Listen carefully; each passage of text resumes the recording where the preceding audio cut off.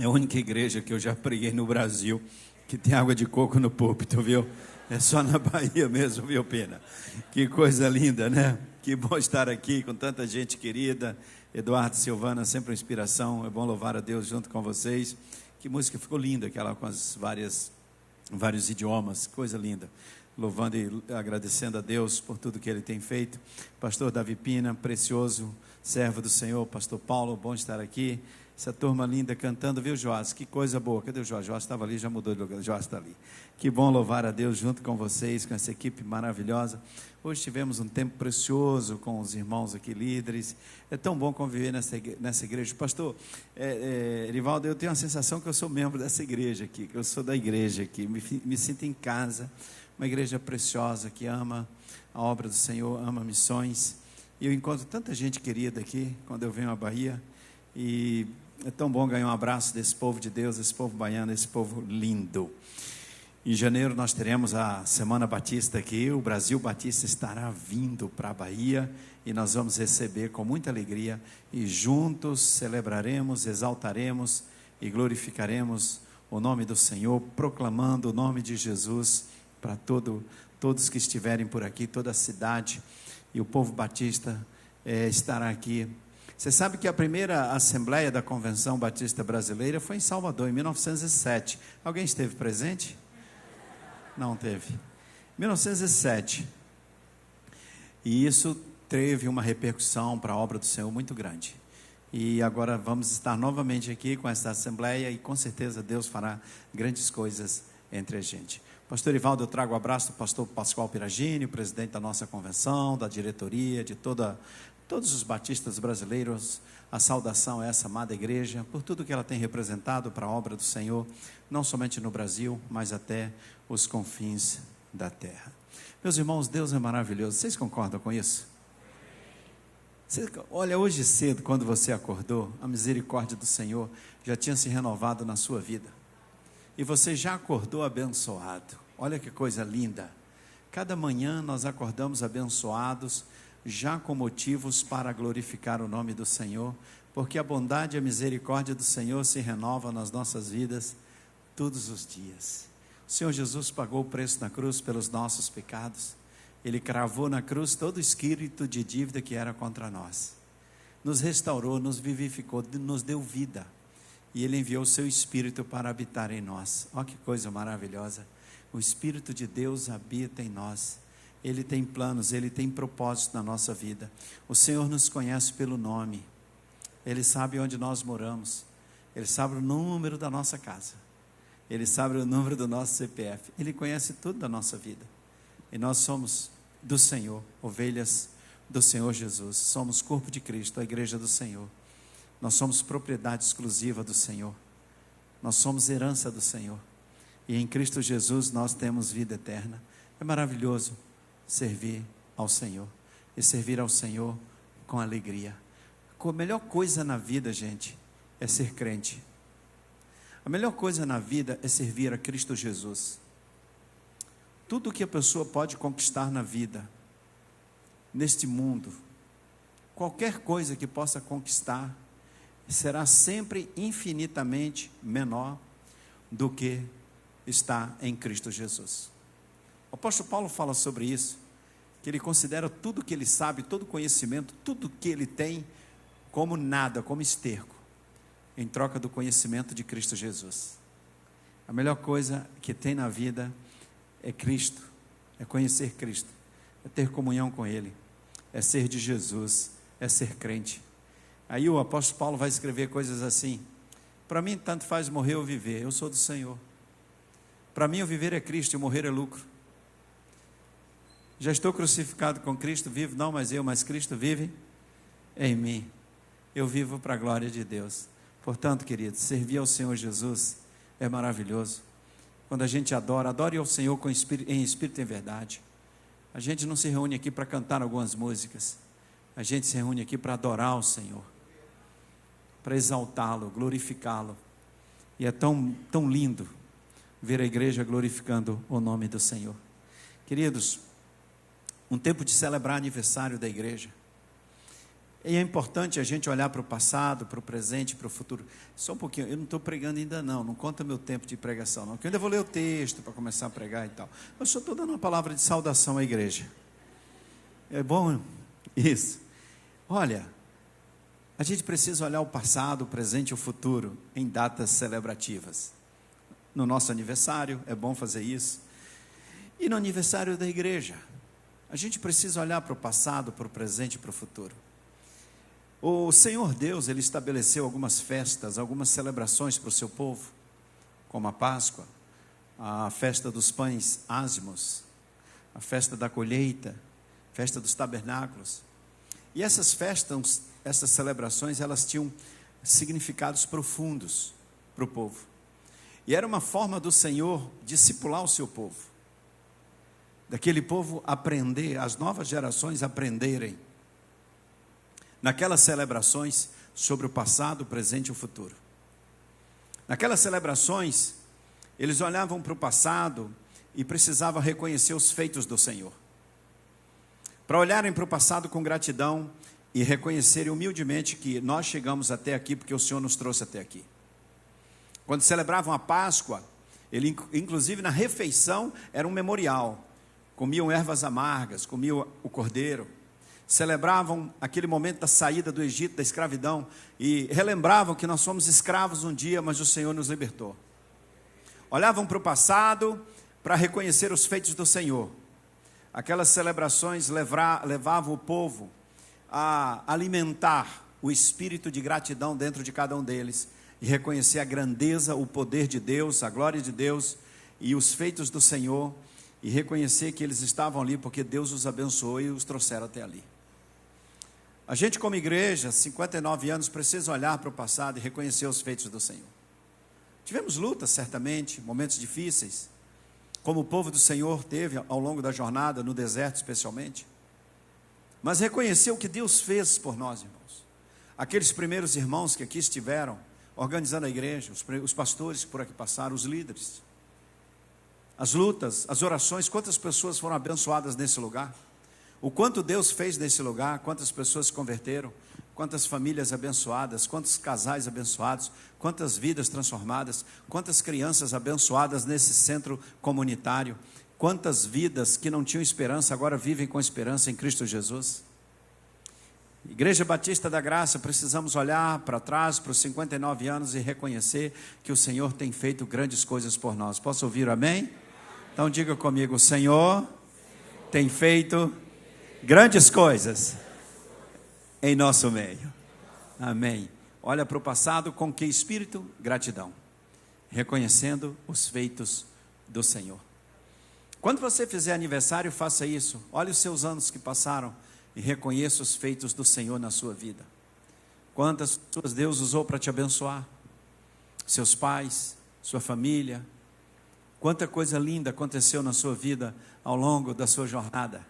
Hoje, como Igreja Batista da Graça, olhamos para o passado, reconhecemos os feitos do Senhor e damos glória a Deus e muito obrigado, Senhor. Olha o passado com gratidão. E o presente? Naquelas celebrações, o presente, naquele momento, o povo era exortado, era levado a renovar a sua aliança com Deus e dizer, só serviremos ao Senhor. Renovar a confiança, a sua fé, e dizer que nós temos uma aliança, um compromisso de servir só e somente ao Senhor. Não invocaremos outros deuses, não nos submeteremos, nem adoraremos, só o Senhor é o nosso Deus, só Ele é o nosso pastor e nada nos faltará. Nós confiamos única e exclusivamente no Senhor, esperaremos nele, confiaremos nele, descansaremos nele e serviremos somente a Ele. Esse é um tempo, como igreja, nesse tempo, irmãos, de renovar a nossa confiança no Senhor, o nosso compromisso, a nossa aliança e dizer, a nossa igreja continuará firme, servindo ao Senhor com alegria, proclamando o Evangelho, cumprindo a grande comissão, fazendo discípulos, sendo igreja segundo o coração de Cristo Jesus. Vão e façam discípulos, ame o próximo, tenham misericórdia, compaixão, vivam cheio do Espírito, para que o fruto do Espírito se manifeste na vida de vocês, em todas as áreas da vida de vocês, na família, onde vocês trabalham, por onde vocês passarem, que o fruto do Espírito, a alegria, a paz e a bondade, a compaixão, domínio próprio, tudo isso se manifeste na vida de vocês, por viverem cheios do meu Espírito, comprometidos com o Senhor. Um passado de gratidão, um presente de fé renovada, e como é que a gente olha para o futuro? Com o coração cheio de gratidão, com a fé renovada no Senhor, o povo olhava para o futuro como? Cheio de esperança. Porque Deus já chegou lá no futuro, antes da gente, Ele já está lá esperando a gente. E o nosso futuro a gente sabe como será. Eternidade com Cristo Jesus. É maravilhoso, irmãos. Portanto, igreja, celebremos ao Senhor com alegria nesses dias, comemorando 59 anos, com gratidão, fé e esperança. Amém? Gratidão, fé e esperança. Passado de gratidão, presente, fé no Senhor. E o futuro? Cheio de esperança, porque o Senhor é conosco. Amém? Maravilha. Agora vamos ler a palavra para a gente começar a mensagem. Estão entendendo direitinho? Foi tudo certinho aqui, olha. O Senhor Jesus, Ele disse, lá em Mateus capítulo 11, versículo 28, vinde a mim todos os que estáis cansados, sobrecarregados, e eu vos aliviarei. Opa! Venham a mim, todos vocês que estão cansados, sobrecarregados, e eu vos aliviarei. Irmãos, eu acho que a nossa geração deve ser a geração do povo mais cansado que eu já li, e já percebi, convivi assim pela história. Eu nunca vi um povo tão cansado como nós. Vocês não acham, não? Eu convivo com muita gente cansada, e às vezes incomoda, né? Porque o povo vive tão cansado, e tem muita gente que fica preocupado comigo, que eu estou cansado, olha para mim, não, você está cansado, não sei o quê. Meu irmão, eu sei que às vezes eu estou um pouco cansado fisicamente, mas sempre estou animado. Nós estamos vivendo uma geração de gente cansada, às vezes desanimada, né? Sem coragem, sem ânimo, e enfim, povo apavorado, angustiado. Eu não sei, parece que na nossa geração o índice de gente angustiada é maior do que em todos os tempos. Gente preocupada, insegura, cheia de medos, cheios de incertezas. E estamos preocupados com coisas tão pequenas, tão poucas.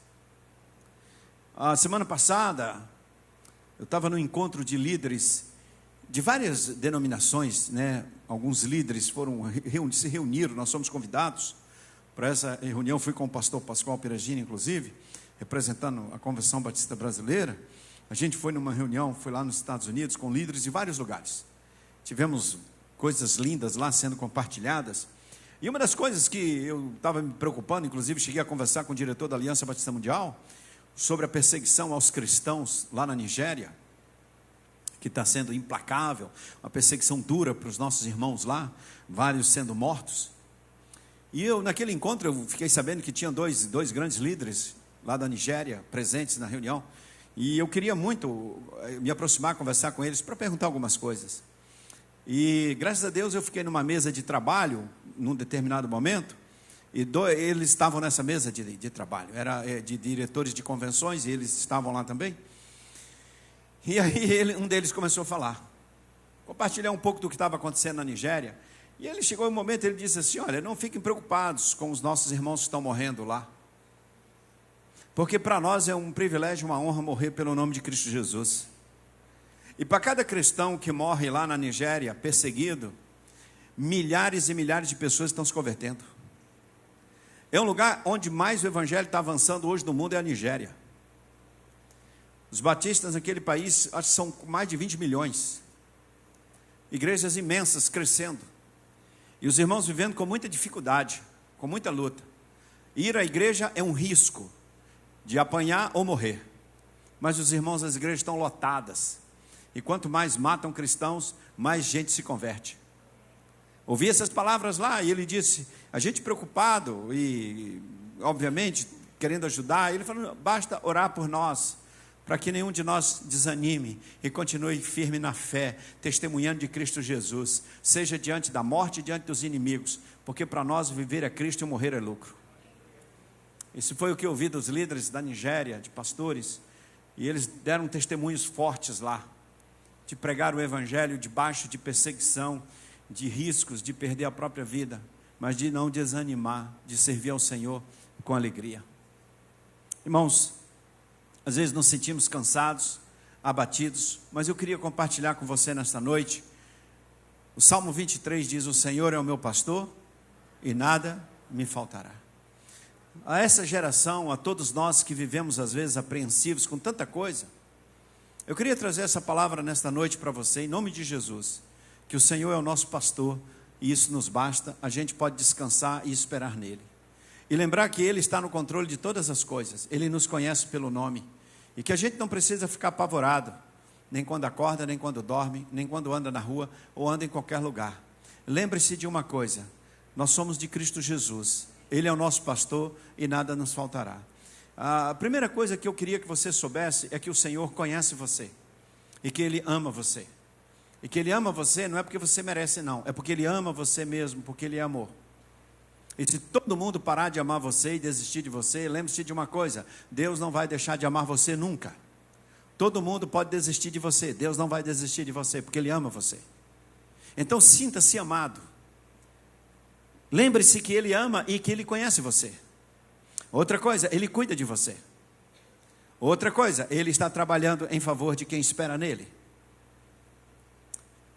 3 verbos, eu sempre gosto de compartilhar isso: confiar, esperar e descansar no Senhor. Viva esses 3 verbos e você enfrentará todas as dificuldades, todas as angústias, todas as preocupações. Confia no Senhor, espera no Senhor e descansa no Senhor. Esses são os 3 verbos que regem a minha vida. Eu confio, eu espero e eu descanso no Senhor. A palavra de Deus diz que o Senhor trabalha em favor de quem espera nele. Isaías 64:4 diz: nunca se ouviu, nem com os ouvidos se percebeu, nem com os olhos se viu um Deus além de ti, que trabalha em favor de quem espera nele. Deus trabalha em favor de quem espera nele. Então Deus está trabalhando em minha vida e na sua vida, meu irmão. Deus está trabalhando na sua casa, na sua família. Confie no Senhor, espere nele. Naum 1:7 diz: o Senhor é bom, uma fortaleza no dia da angústia, e conhece os que esperam nele. Quem confia no Senhor, Ele sabe quem confia nele. E quem espera no Senhor, o salmista diz que o Senhor é a nossa alegria, a nossa força. E que quem confia no Senhor nunca será decepcionado. Eu acho que essa geração de cansados, de gente insegura, angustiada, tensa, é porque está faltando confiar, esperar e descansar no Senhor. O remédio para toda essa insegurança que às vezes nós vivemos, os nossos medos, o remédio é confiar, esperar e descansar no Senhor. Com todo o nosso coração, buscar o Senhor, esperar nele e a nossa fé, irmãos. A nossa fé. Pois sem fé é impossível agradar a Deus. A nossa fé é que é o sustento, é a base da nossa vida. A base que nos sustenta é a nossa fé em Deus, a nossa confiança no Senhor. Não é o que nós temos de recursos financeiros, intelectuais, conquistas materiais. Isso não é o que sustenta a nossa vida. O que sustenta a nossa vida é a nossa fé em Cristo Jesus. Deus está trabalhando nesse momento. Deus tem uma agenda. Deus tem planos. Você faz parte dos planos do Senhor e Deus está trabalhando em sua vida nesse momento. Você consegue enxergar os feitos do Senhor na sua vida? Porque essa é uma outra questão. A nossa falta de percepção do agir de Deus na nossa vida nos leva a preocupações, a medos, inseguranças. Será que Deus lembra de mim, me conhece? Será que Deus está caminhando comigo? Será que Ele está no ônibus comigo, na rua comigo, no trabalho? Está acontecendo essas coisas comigo, mas será que Deus está sabendo o que está acontecendo comigo?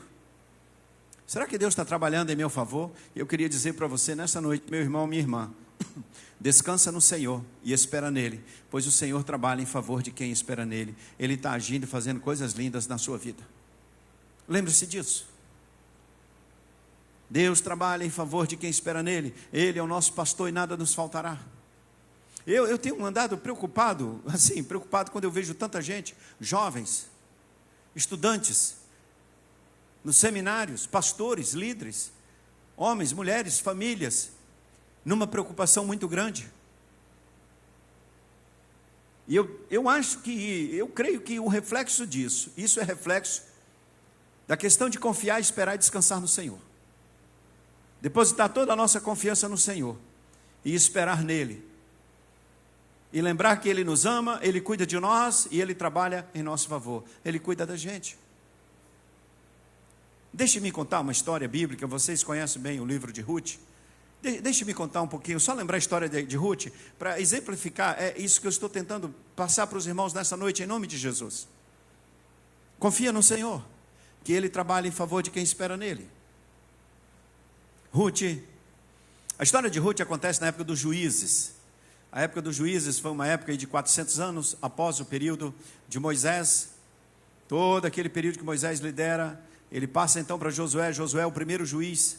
E aí vem uma temporada chamada dos juízes. 400 anos, vai terminar com Samuel. Aí depois começa o período da monarquia com Saul. Essa é a história bíblica. Na época dos juízes, existia um homem chamado Elimelec, casado com uma mulher chamada Noemi. Moravam na Judéia, em Belém. Tinham 2 filhos, Malom e Quilion. As coisas não iam bem por lá, era um período de seca, de fome. Aquela família deixa a Judéia e vai para a região de Moabe, cruza o Vale do Jordão e vai para a terra dos Moabitas. Os Moabitas eram descendentes de Ló, sobrinho de Abraão. Mas não era o povo da promessa. Não era um povo que tinha aliança com o Senhor. Era gentio. Era um povo estranho às alianças do Senhor. E Elimelec foi para lá buscando uma vida melhor para a família. Acontece que Elimelec acabou morrendo. Os filhos casaram com mulheres moabitas, uma chamada Ofra e outra Ruth. Os meninos também morreram. Depois de 10 anos, Noemi, junto com as 2 noras, todas viúvas, diz para elas: voltem vocês para a casa dos pais de vocês. Eu não tenho mais filhos para dar para vocês. Eu vou voltar para a minha terra. Vocês estão livres, vão para a casa dos pais de vocês. Ofra aceitou, foi para a casa dos seus pais. Só que a Ruth disse o seguinte: não vou não. E não adianta você insistir comigo. Onde você for, eu vou. O teu Deus, o teu povo, onde você dormir, eu vou dormir. Onde você morrer, eu vou morrer. Irmãos, esse é um texto bem missionário. Aquela mulher gentia, aquela mulher estranha aos planos, à aliança do Senhor, ela está dizendo assim que se submete ao Deus de Israel, ao Deus de Jacó, ao Deus de Noemi, quer fazer parte da aliança, quer fazer parte daquele povo, e que ela está disposta a ir onde Noemi for. Noemi regressa então para a Judéia, para Belém, levando a sua nora viúva, Ruth. E elas chegaram, estavam ruinzinhas, viu, irmãos? Chegaram. E aí começou a conversa fiada, corre solta, né? A fofoca corre solta. E aí o pessoal falava, as mulheres conversando umas com as outras: quem que é aquela Noemi? Tá magrinha, coitadinha, o que aconteceu? E o marido? Morreu. E o filho? Morreu também. E aquela, quem que está com ela? É a nora também. E é moabita. Foi casar com moabita, olha aí o que deu. Noemi é Noemi mesmo? Aí Noemi falou: sou eu mesmo. E não me chame mais de Noemi não, pode me chamar de Mara, que eu sou uma mulher triste. Elas chegaram muito ruinzinhas em Belém. Viúvas, pobres, sem nenhuma esperança. Mas não esqueça de uma coisa: Deus tem planos, está trabalhando neles agora, e você faz parte dos planos do Senhor. A situação era tão crítica que Ruth foi pedir esmolas, catar a sobra das colheitas de cevada e de trigo. É mais ou menos como uma pessoa que fica lá na Ceasa catando aquelas verduras, legumes que às vezes no transporte ali cai, vai ficando pelo chão. Não tem na Ceasa quem cata com saco lá, fica pegando o chuchu que caiu, o tomate que não vai ser mais aproveitado. Ruth, ela estava nas colheitas lá, pegando a sobra da colheita. O pessoal colhia trigos, o que caía, a cevada, o que caía, ia juntando ali para no final do dia ter um saco de sementes para sobreviver. Que coisa, irmãos. Era muita pobreza naquela vida daquelas mulheres. Mas Deus tem planos, está trabalhando neles. Ela vai conhecer e vai trabalhar pegando a sobra da colheita na terra de um homem chamado Boaz. Que coisa. E esse Boaz era da linhagem de quem mesmo? De Judá. O povo de Judá. era da linhagem de Judá. E a história diz que esse homem vai se casar com Ruth. Ele era também descendente da mesma linhagem, da mesma parentela de Elimeleque. E pelas leis, ele era o segundo que deveria assumir a responsabilidade pelas viúvas. E ele assumiu essa responsabilidade. E Ruth casa com esse moço. O versículo que eu mais gosto no livro de Ruth é o versículo que diz assim: e Ruth ganhou um neném. Eu gosto desse versículo. Para mim, esse versículo é o agir de Deus, é Deus trabalhando.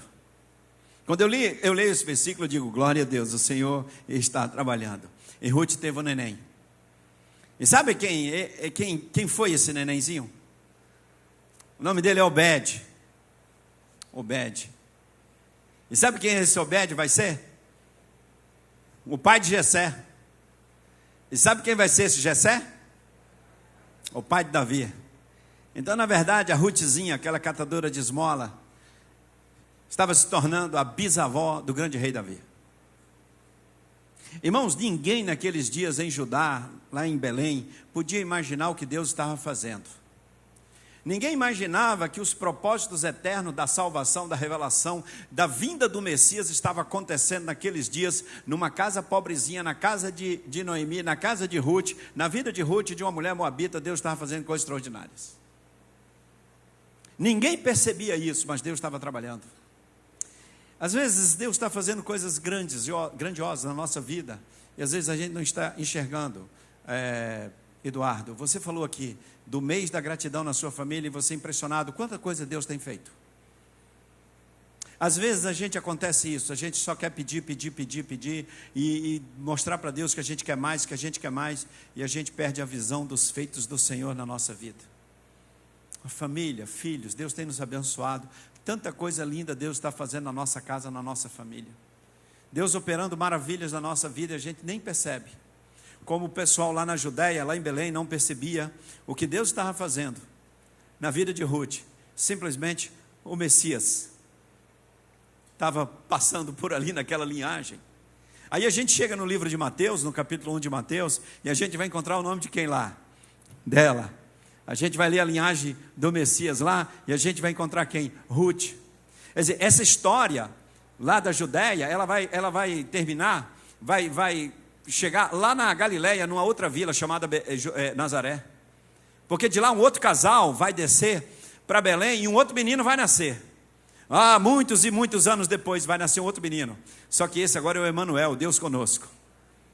E esse menino que vai nascer em Belém é da linhagem de Ruth, da linhagem desse Boaz. Que coisa extraordinária.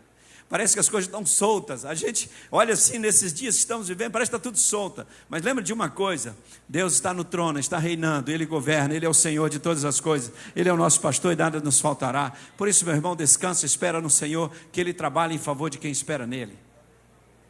Você está com medo de quê? Está preocupado com o quê? Sai daqui nessa noite com a cabeça erguida, cheio de esperança e de fé no coração, dizendo: o Senhor é o meu pastor e nada me faltará, e eu não vou temer nada, porque o meu Deus trabalha em favor da minha vida, porque eu vou esperar e confiar nele e somente nele. Deus estava trabalhando e fazendo coisas extraordinárias em Belém naqueles dias, e ninguém percebia. O pessoal só enxergava uma moabita, pobre, catadora de esmolas. Ninguém podia imaginar o que Deus estava fazendo naqueles dias. Ninguém podia imaginar, quando essa igreja foi organizada com um número pequeno de pessoas, do que Deus faria, o que Deus estava fazendo. Quando começamos o SECOM, ninguém podia imaginar o que Deus faria, porque o reino de Deus é como um grão de mostarda, pequenininho, mas que quando semeado, abençoa até quem não esperava ser abençoado. Até as aves dos campos acham lugar para ser abençoada nos ramos, nos galhos da planta de mostarda. Mas o grão precisa ser semeado. O reino, quando semeado, coisas extraordinárias acontecem. Muitas vidas são abençoadas. Essa história de Ruth, ela me inspira. Quando eu olho a linhagem de Jesus no capítulo 1 de Mateus, que é um texto lindo, que a gente lê o nome de Ruth ali, fala assim: olha, aquilo ali me dá, cada dia que eu leio aquele texto, me dá assim uma paz, uma alegria, dizer: Deus está no controle. Ele está dirigindo tudo. O Senhor conhece as coisas. A vida de Ruth para mim é uma inspiração. E ela casa com Boaz. Quem podia imaginar que aquela mulher moabita ia casar com Boaz? Esse Boaz, sabe de quem esse Boaz era filho? Turma de escola bíblica, né? Sabe de tudo, né? Sabe de quem Boaz era filho? De Salmão. E sabe com quem Salmão casou? Com Raabe, aquela prostituta que vivia nas portas de Jericó. Olha que coisa, Boaz, filho de Salmão, com Raabe. Esse Salmão era filho de um outro moço chamado Naasson, príncipe de Judá, que liderou inclusive o exército de Judá no deserto. Esse Naasson era filho de Aminadab. Esse Aminadab era filho de Anrão, que era filho de Esrom. Esse Esrom era filho de quem? De Pérez. Esse Pérez era filho de Judá com Tamar, a nora dele. E esse Judá era de Jacó, filho de Jacó, que era neto de Isaac, bisneto de Abraão, e que vai chegar em Ruth, e que vai chegar em Jesus, e que chegou em você. Você é dessa mesma linhagem. Preste atenção, pastor, eu sou dessa linhagem, sou. O Senhor nos abençoou, irmãos, com a grande salvação, nos fez povo dele. O apóstolo Paulo escreve aos Gálatas e ele diz que em Cristo Jesus, nós somos da linhagem de quem? Da linhagem de Abraão, não segundo a carne, mas segundo o Espírito. Nós somos um povo de uma linhagem que confia, espera e descansa no Senhor. Nós somos o povo da fé, nós somos o povo da esperança, somos o povo da alegria, somos o povo do amor ao próximo, da paz, o povo da bondade, da misericórdia, o povo que sabe que aconteça o que acontecer, o Senhor está trabalhando em nosso favor, catando sobra de colheita nos campos de cevada. Deus está trabalhando em nosso favor, nas lutas, na doença, na escassez, na fartura, em qualquer circunstância. Nunca se esqueça, Deus está trabalhando em favor da minha vida, Ele cuida de mim e Ele está no controle de todas as coisas. Ele é o meu pastor e nada me faltará. Descansa nele, espera nele, confia nele. A história de Ruth é impressionante. Depois você lê esse livro e olha nessa perspectiva de que Deus está trabalhando e ninguém está percebendo. Reconheça os feitos do Senhor na sua vida e glorifique a Deus por isso.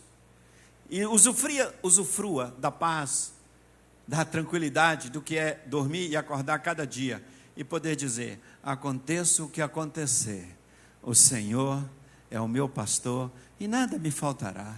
Deitar-me faz em verdes pastos, guia-me mansamente às águas tranquilas, refrigera a minha alma, guia-me pelas veredas da justiça, por amor do seu nome. E ainda que eu ande pelo vale da sombra da morte, eu não vou temer nada. Por quê? Eu não vou temer nada, porque tu estás comigo, o Senhor está comigo, está com você. Ele é o meu pastor, e no vale da sombra da morte Ele está comigo. Na presença dos meus inimigos, Ele unge a minha cabeça com óleo, prepara uma mesa na presença dos meus inimigos, unge a minha cabeça com óleo. Diante das adversidades, eu sei que Deus está trabalhando e suprindo todas as coisas. Unge a minha cabeça com óleo e o meu cálice transborda com a bondade e a misericórdia do Senhor, transborda com a alegria do Senhor, transborda de esperança, transborda de contentamento em Cristo Jesus. O meu cálice transborda e, com toda certeza, a bondade e a misericórdia andarão de mãos dadas comigo e eu habitarei na presença do Senhor para sempre. Aleluia, aleluia, aleluia, glória a Jesus. Eu queria pedir, Eduardo e Silvana, que assim que eu terminasse de pregar, e aí eu vou quebrar os protocolos aqui do programa da igreja, a gente voltar e cantar com esse espírito dessa palavra que nós estamos ouvindo aqui, de confiar e depender do Senhor, a gente cantar novamente: quão grande é o meu Deus. Porque a vida que algumas pessoas crentes estão vivendo, parece que não é compatível em poder dizer quão grande é o meu Deus. Tanta angústia, tanta preocupação, mas que Deus é esse? tanta mediocridade às vezes no nosso meio, tanta ambição, tanta mesquinhez, tanta atitude inadequada. A gente precisa cantar e viver: quão grande é o meu Deus. Na luta, na dificuldade. A primeira oração que eu fiz da minha vida foi ajoelhado com a minha mãe, do lado de um fogão de lenha, no interiorzinho aqui da Bahia, no momento de muita luta na minha família. Ela se ajoelhou e orava: o Senhor é meu pastor, nada me faltará.